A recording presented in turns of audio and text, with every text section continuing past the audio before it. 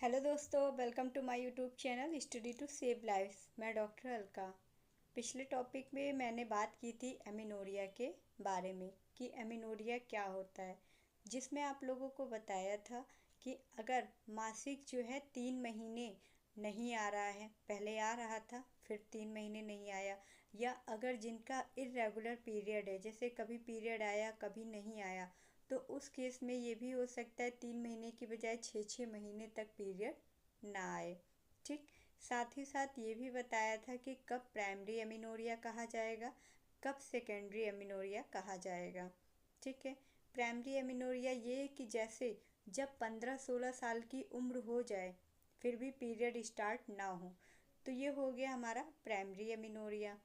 और इसके साथ ही सेकेंडरी एमिनोरिया, जिसमें कि पीरियड स्टार्ट हो गया है आना, लेकिन जैसे इस महीने आया, 2 महीने 3 महीने 4 महीने नहीं आया, फिर आ रहा है फिर नहीं आ रहा है, तो ये जो कंडीशन बनती है ये सेकेंडरी एमिनोरिया की वजह से देखने को मिलता है।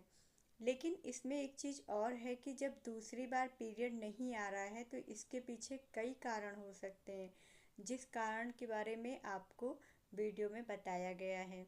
ठीक है। जैसे कि हो सकता है प्रेगनेंसी कंसीव हो गई हो सकता है बच्चे को जन्म दिया गया हो, माँ स्तनपान करा रही हो, इसके अलावा मेनोपॉज भी हो सकता है। इसके अलावा जो है कि अगर हार्मोनल इम्बैलेंस है तो भी देखने को मिल सकता है।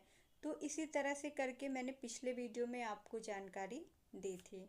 आज के इस वीडियो टॉपिक में हम बात करने वाले हैं कि अगर एमिनोरिया है यानी कि मासिक नहीं आ रहा है तो उनके पीछे या उस केस में लक्षण देखने को क्या मिलेगा। जैसे कि बहुत ही कॉमन अगर बात करते हैं, गर्भावस्था नहीं है, लैक्टेशन पीरियड नहीं चल रहा है, मेनोपॉज की भी कंडीशन नहीं है, तो बहुत सारे केस में क्या है पीसीओडी या पीसीओएस की शिकायत मिलती है। पीसीओएस के बारे में वीडियो बनाया गया है, आप उसे जाकर देख सकते हैं।